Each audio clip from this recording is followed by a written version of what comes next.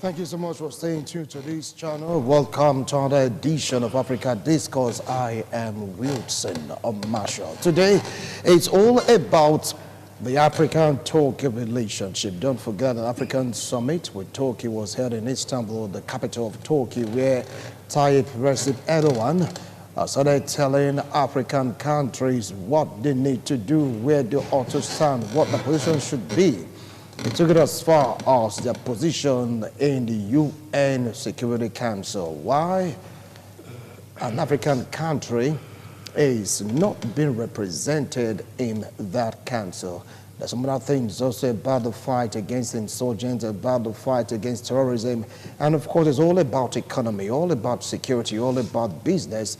You might have heard about the drone manufactured by Turkey, and of course arms supplied by Turkey at a cheaper rate with fewer strings attached compared to Russia, China, or even the US. Well, all these and more will take a look at today's installment of Africa Discourse. Me here in the studio, I have political analysts, a very vibrant youth, and of course, once he starts talking, you get to know that really he is truly endowed with knowledge about Africa as a continent. Before we do our introduction, we want to go for a break. When we return, you get to see my guests and you get to hear what we have to say about that summit. Everyone have different opinions and views. You don't want to miss any part of it. Do stay tuned.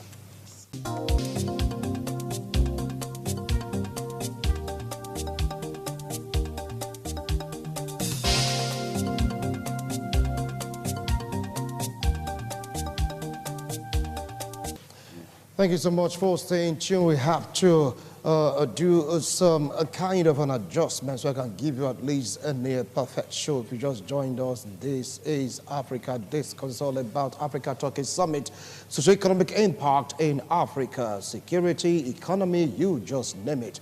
With me here in the studio, I have a political analyst with me in the studio. And of course, once a journalist, always a journalist. Join me to welcome an entrepreneur, Honorable Agarasi Idubo. Welcome to Africa Discourse. I appreciate your coming. Thank you very much. All right. Sitting very close to him is a vibrant young man, an entrepreneur, and of course, an impact of knowledge, a political analyst. God sent, everyone say. Welcome to Africa Discourse. Thank you, Winston. Good afternoon, viewers. Okay, so very close to me is Professor Anthony Ijewere, a political analyst, public affairs commentator, local and international politics. I can bet you that my analysts, they are well-grounded. Prof, welcome to Africa Discourse. It's a great pleasure to be here. All right, now let's start off with you, Prof. What do you feel about this Africa-Turkey Summit? It comes up every 2 years, or 4 years, or thereabout. Yes, yes, this is the third one. It's a very impressive one, especially if we go a little bit into history. I will call it international re-engineering, in the sense that the colonial masters, France and Britain, that have colonized most African countries in view of their resources, like raw material and all that. So they'll be dominating African international space with cooperation between them and their colonists. And so some other emerging countries like Turkey and co now decided to say, hey, we cannot continue like this and allow the colonialists, always have their way and exploiting resources from African countries alone.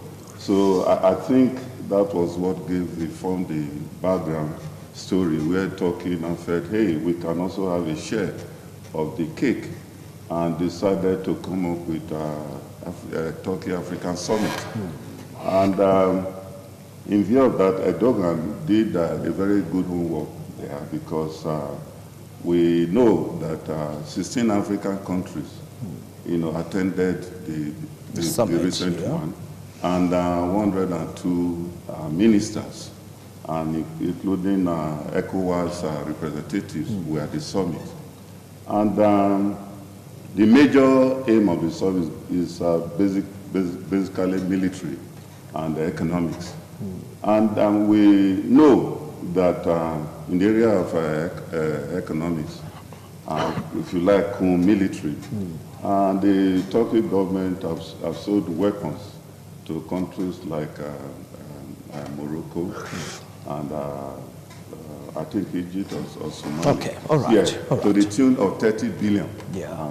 Dollars. We'll come to that. We'll come to that. And you just heard, because you raised the point, you said it's like, a ploy by Turkey to have a taste of the pie from Africa. God sent, do you share in that mentality? Thank you, Winston. If you ask me, it's not a news again. It's just another bilateral relation meeting. We have been having quite a number of that with different countries, the Chinas and Britain and what have you. The Turkish interest in Africa, for me, is just another emerging country, like Prof have said, trying to come and see what they can get out of the whole thing.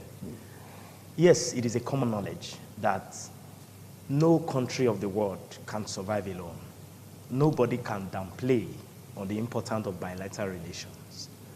And beside that, it's also a global economy. We have to, have some level of partnership, synergy for each other to grow. Like a teamwork, like that team acronym or words that usually say together, everyone achieves more, So it's just another bilateral meeting. That's how I see it, Going forward, probably we'll start talking the issues. Because for me, this is not the first time. It's not a news. Our presidents have been traveling for diverse meeting of such. The one of Dubai, the one that just, the ECHO, the Dubai summit that just took place, and several others. But I think what should bother us is the effects, the products of these things. Because over the years, we have had partners on health, on education, on agriculture. We are still where we are, So one begins to ask a whole lot of questions. Possibly, maybe, the Turkish government will have a different approach. But let me quickly drop this. Don't forget that no businessman wants to lose. And No businessman wants to lose. Yes. These countries are in business, not in charity. So, all right. Because many times they come first with a whole lot of incentives, with the donation of over 2.5 million COVID vaccines to Africa and what have you. No, they sound good, they sound nice, but that's how it starts. The white man is very intelligent, and one beautiful thing about them is they can see further ahead what most times our African leaders cannot see. All right. The Turkish is not coming into Africa because of charity. They are coming for business. For business. And we should get that clear. Okay.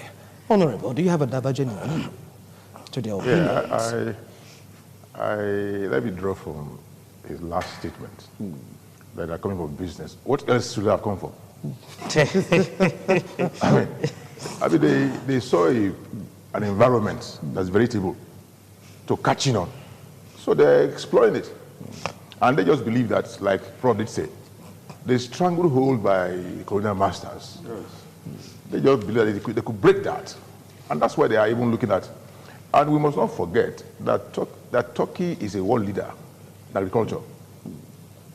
They have done so much in agriculture to now put the rest of the world, looking at Turkey for direction. So I want to believe that this last summit, the fallout from there suggests to me that, listening to their foreign minister, it's going to be a win-win for Africa. They're going to move forward together. Let us move forward together. It's not a question of saying, okay, let us take a lead and we are there, you are coming. Now let us move forward together. And what Turkey is trying to do for Africa, we cannot run away from the fact that, yes, it's business. It's business. But if Turkey establishes companies in Africa, they have said one of their policies, they will not bring staff from Turkey. They will train staff locally and use them. And that, to me, will reduce substantially unemployment.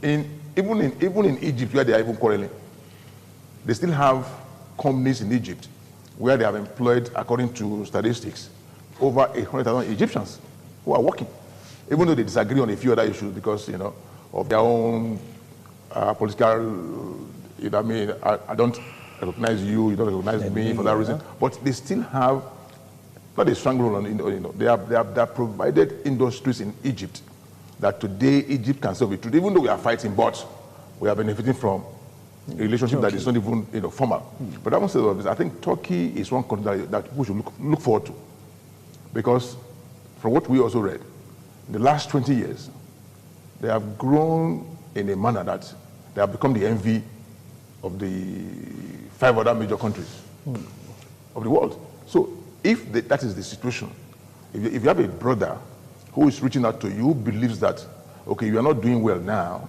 I can partner with you to put you on the right pedestal so that we can now move forward together.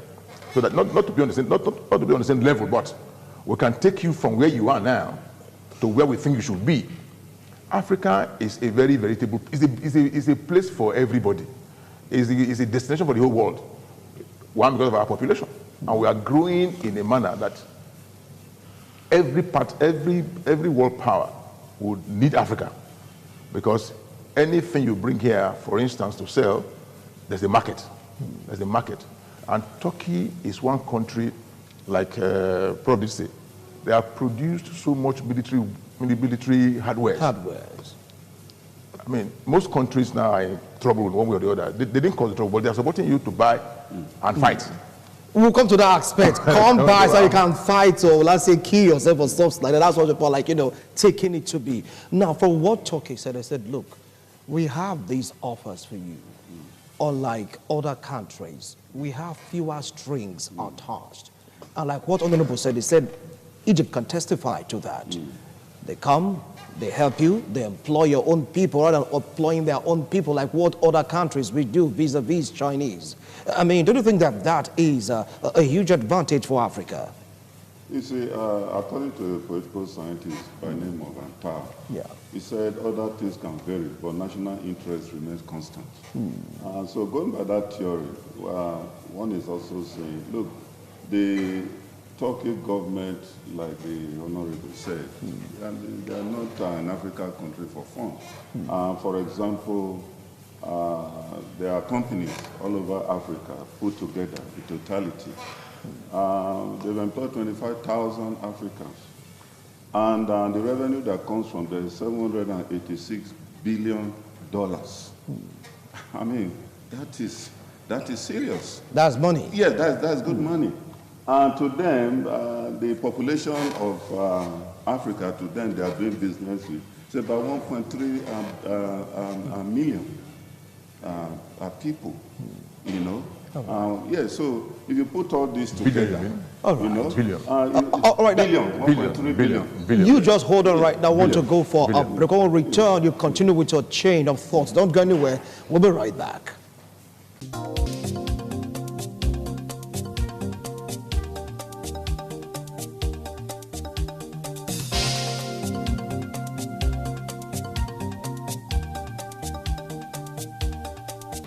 Thank you so much for staying tuned. If you just joined us, this is Africa Discourse. Prof, you're making your point, talking about the billions that Turkey has been able to raise in Africa. Yes, 7.8, $786 billion they made from trade, their companies across Africa countries. And they've employed about 25,000 Africans.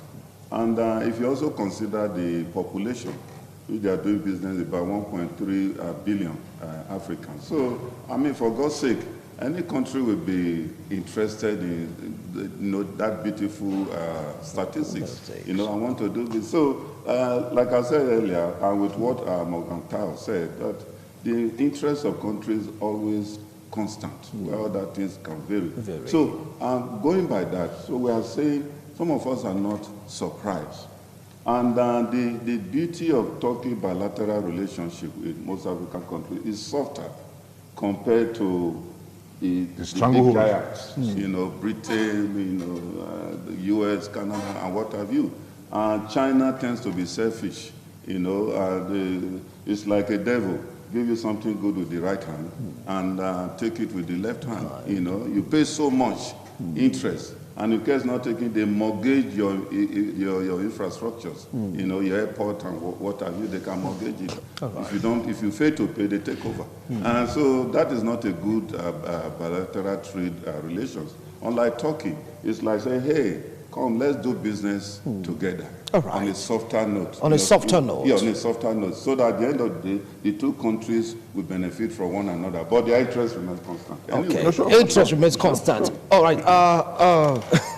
Interest remains constant. God sent. I mean, if you take a look at various interests of various countries that want to come into Africa to do business, Turkey seems to be the country that has these lesser conditions when you compare it to every other country trying to do business with Africa. I don't think that Africa should queue into it.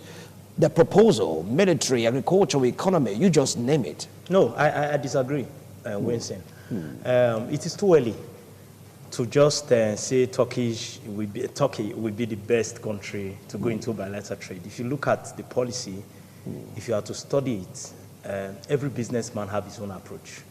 You know, yes, it's business. We know it's business. And the reason why I said they are not coming for a phone fair is because I always want us to check it.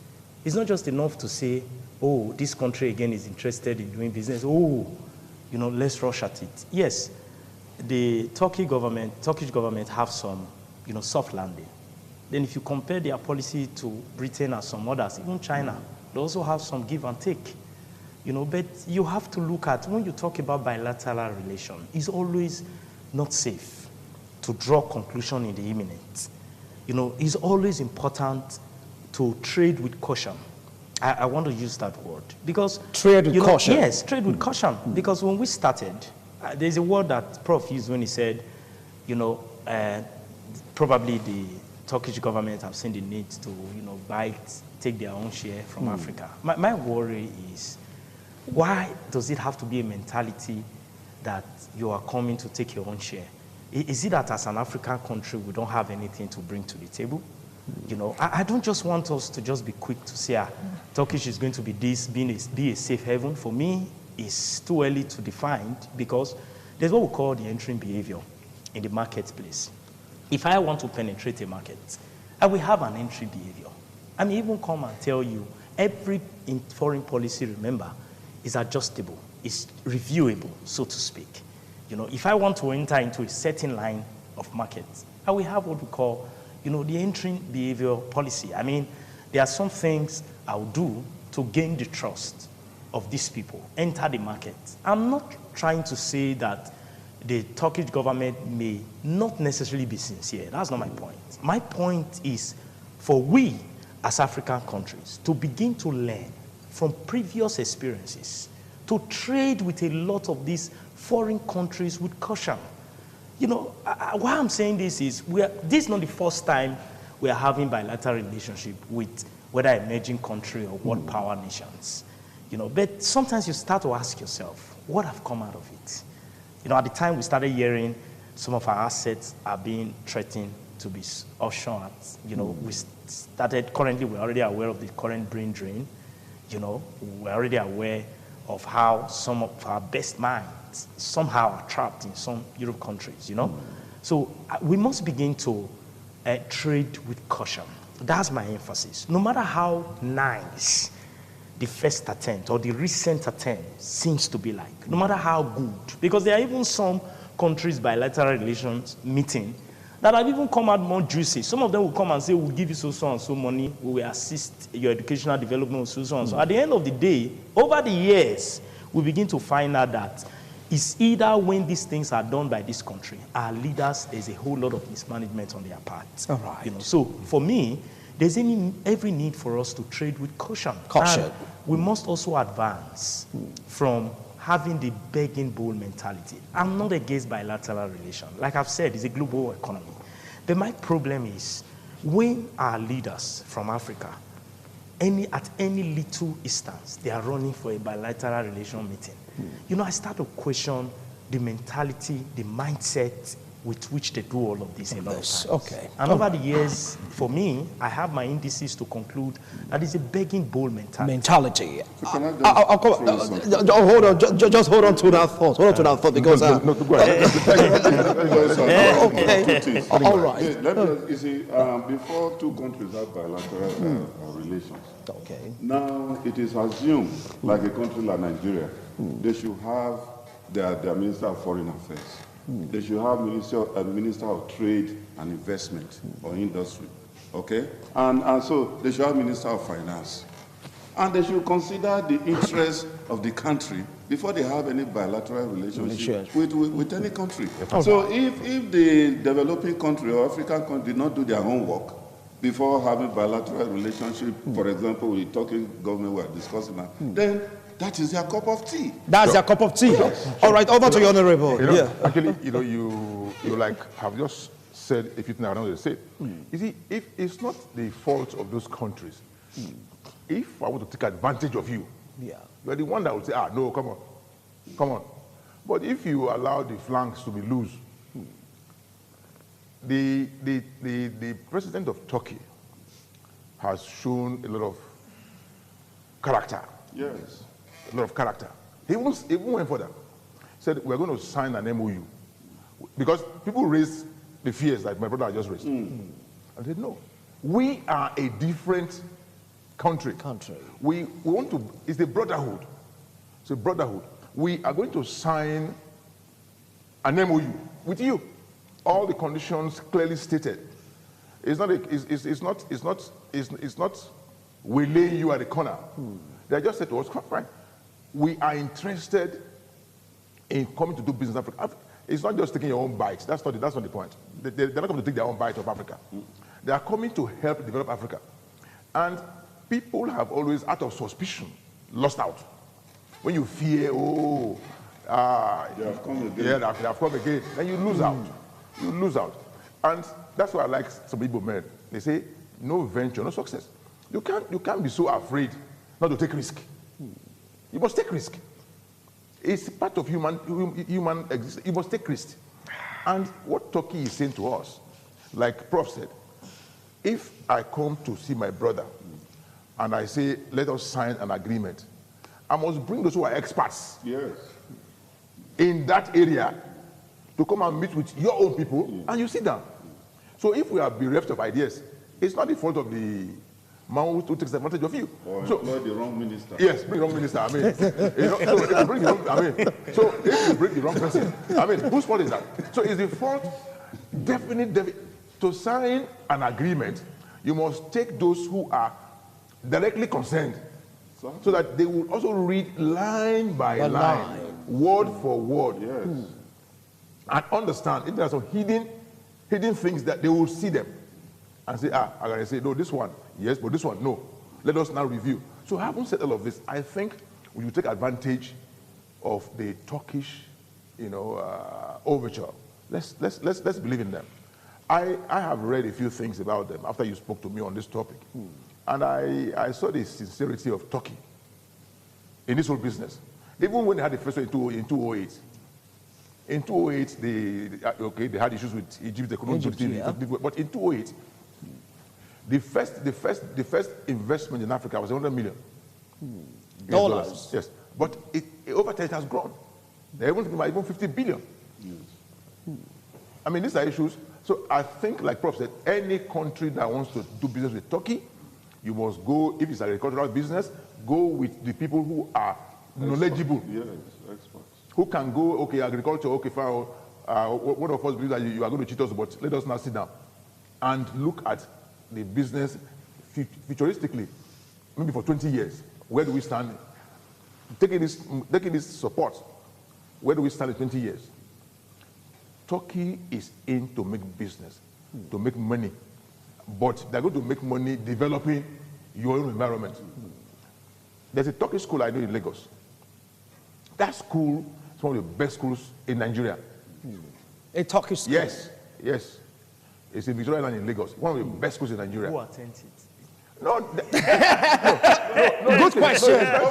Good question. Who attends it? No, the topic we are not many here in Nigeria. Yeah. The school has a population of over 1,000 children. Yeah. So who attends it is like any private school here. Yeah. It's not a question of who No, attends but the thing is that he is asking a specific question. Who attends Nigerians. such? That's what he asks. The Nigerians. Okay. But All right. The level of Nigerians is another matter. Does that matter? But the Okay. Nigerians, But Nigerians attending. Okay, fine. There are Nigerians. All right. Promoted education, excellence. Excellent. Yes, that's paramedics. Okay, but now, hold on now. Why this crave for Africa? US, Africa. China, Africa. Russia, Africa. And now Turkey. He answered. It's obvious now. Population, he answered. It's resources now. Yes, it's in most developed nations, they're running out of resources. And ever since, they were not, besides what happened during the colonial eras, they never looked at Africa because to some extent they still had these resources. Now that they are running out of resources, like natural resources, that's why we are not surprised. These days, you have all sorts of cans, tins, iron that has been rejected. They are now being loaded into trucks. You know, they are now exporting them for recycling. You know, that is a sign that something is wrong. So they still feel that Africa is still a home where the natural resources have not been fully exploited. And so much of it. Yes, so you know, so much of it. We don't, like Nigeria, we once upon a time we did have Ministry of Natural, what do you call it, natural resources. Yes, I don't think they are still in existence, you know. And so many foreign nations, they've now come to realize that, hey, we must do business with African countries so that they can have access, you know, to the resources. Because the person you call your friend, that you can easily discuss business with. So I think that is why this bilateral relationship is going on, you know, all over the world in the interest of Africa. Why are they not doing it with themselves? And one other point I want to make at this juncture is the fact that most African leaders, you know, they have problems with corruption. And therefore, instead of them to employ the right people, the right job, there is a problem. You know, they employ the right based on wrong people, based on political patronage. So at the end of the day, when there's a bilateral relationship between them and these advanced nations who are well versed in investment ideas, in politics, in other areas of human endeavor, you know, you discover that they are blunt. They are blunt. And they'll be shy to come and bring in an expert in the ministry. For example, Minister of Finance, for example, or Minister of Trade and Investment, for example, they want to go there themselves. And they will go there with hulo brains. And by the time they are discussing, they have nothing on the table. Very green. Yes. And so if Turkish government or Chinese government takes advantage of it, then why will you say they are coming to exploit us? All right, God saints, upon what I'm saying that the reason why Turkey really want to come to Africa to do business because of the connection to Erdogan, that one of his in-laws, one of that nature, has his company that manufactures drones, you know, talking about gadgets, warfare, because Turkey was accused of selling arms to Ethiopia that led to a massacre in that Tigray region, though they've been banned by UN to ever do that. They're looking for other ways to make sure that their business flourish in terms of arms. What do you have to say about that? Generally, Winston, no country presently can survive alone. Globalization has caught up with every countries of the world. Whether you like it or not, you have to relate. You have to have some level of bilateral relationship. However, what has turned around most times is when you are trying to strike a certain bilateral relationship with a country, and you seem to be so far behind in the divides, it seems as if you don't have something of value to bring to the table. Don't forget that the way Turkey will want to do business with the United States of America will be different with the way or the approach that they want to do business with Africa. Thank you for those who are enlightened. Yes, because they are exposed, they are enlightened, they have value to bring to the table. You are going to have to go through a whole lot of questioning. So are you saying that they are looking for who to cheat on in terms of business and economy? Is that what you're saying right now? No, I am just saying that they are doing business. See, let me quickly say this. I quite subscribe to the fact that you can't blame a certain businessman for making more profit than you if you don't have the brain enough to know how to put the right cards on the table. Thank you. For me, like I said, globalization have caught up with every country. So Turkish cannot sell their ammunition to themselves. That is what they have been able to develop. They have to look for a country that needs it. A market. And there are countries that need it. When we talk about weaponry, we should not also forget. Now, weaponry is not only for internal civil war. We are currently facing with a global pandemic of insurgency. I have to refer to them as pandemic. It's a global crisis currently. And, you know, many experts have said that sophisticated equipment, ammunitions are needed to defeat these, you know, terrorists or what have you, or insurgents. You know, so you can't blame Turkish for having good weaponry. In fact, research has it that some of the weaponry that they have provided over time is even matching with that of US. Some of them are as good in terms of quality. And as a business nation, because for me, it's business, they will always find a way to catch into the markets. Why Africa should see more value in what they are offering. My point is that this is the era of globalization. Beside having the brain, I think we should begin to think of the value also that we are selling to a whole lot of these countries in the world that want to go into partnership with Africa, because I still have a whole lot of my reservations. Because you have reservations. Yes, the past have not changed. Over to you, Honorable. You have so much to say about his own reaction. Africa has so much to offer. We're not going to the table from a 0 point. No, we're not going But from where we stand right now, is that we're going to the table on a 0 point. We have nothing on the table. What do we have on the table? Listen, they are coming here to, if now we have software for everything. Abi, when you find a need, you find a solution. They have discovered that yes, these weapons will be needed severally to meet some certain needs. So they created a situation where they can, you know, look for those markets and you create a situation to meet a need. But I haven't said that Africa is not going to Turkey begging. No. We have human resources, which is very, very vital. We have a lot of mineral resources here, so much untapped. And they have seen those things here. They are saying they are coming to Africa to develop those resources. They're not coming here to bring something. They are coming to develop those resources. They're going to establish industries that will use those products, the byproducts, to run their industries. They're not going to bring raw materials from Turkey. They're coming here to look at our own resources here and develop industries around the resources. That's what they're coming to do. So we're not going down on zero level. We are going there because we have what they need. They have expertise. We don't have that. They're coming here to use their expertise to develop our resources here. Are you a rep of Turkey, sir? You're speaking on their behalf right now. No, it's very realistic. Yes. But I won't say all of this. I believe that we need to be open-minded.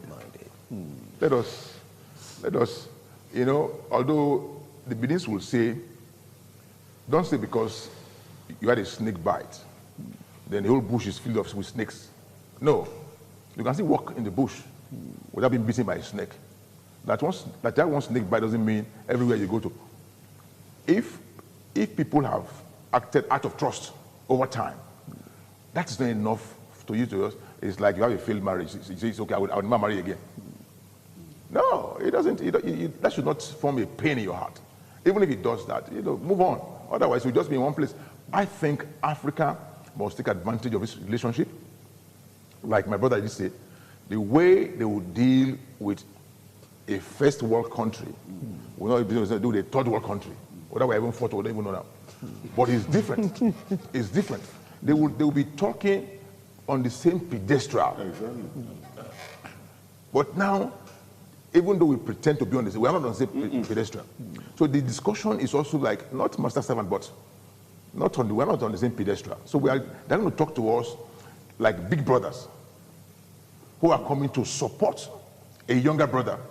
For their own benefit. Yes. For mutual benefit. Mutual benefit. Mutual benefit. It's it's a mutual benefit. All right. It's a win-win thing. It's a mutual benefit. Because, okay, assuming Africa, you have all the resources, you leave them here. Yes. And you can't develop them. Of what benefit would that be to you? People are coming to say, okay, fine, let us come and help you develop. Yes, in doing so, we shall benefit. Of course, yes. Because they're bringing their own money to the... Monies are expensive these days. To take a loan now in any bank, some banks will charge you as 35% interest. So funds are expensive. So if they bring their funds here, they must expect that those funds must yield dividends. So that's the point I think we must all understand. They are not just coming here to come and play with us. Somebody has said, even in Freetown, no free meal. No free meal. So they are coming here to do business, but the business will be beneficial to all concerned. They are not coming here for just take and go. The MOU they signed, this last one, they said one basic part of it is that the workforce must be local. Yes. Which is very good. Unlike the others. Unlike China, that will bring all their staff, even cleaner. But they said the workforce will be local. So if that's the point, then they will have created so much employment for Africa. So that to me is a thing we must embrace. Let's go ahead, embrace that these agreements. The MOU will be signed. Your fears can be allayed. Let us. But they say half years. Let us get persons whose heads are well screwed to their neck, so that when they're discussing, there are times you are discussing with somebody, and the man sees you as very hollow. He will take advantage of you. That's it. But if you are discussing with somebody and he also knows that you also know, so it's a different thing than discussing with you and you can size the man up or that you are far ahead of him. Okay, fine. Then I can talk in some of these things. Not talk to you, I can talk in some things that the man will not understand.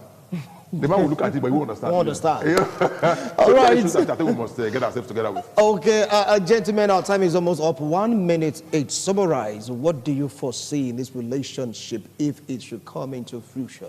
Let me start with you, Prof. Yeah, I seriously believe that taking the figures we have heard into consideration, I think there will be mutual benefit for both nations. Okay. I also want to advise that developing nations in Africa should, should start to look at, people with substance, experts.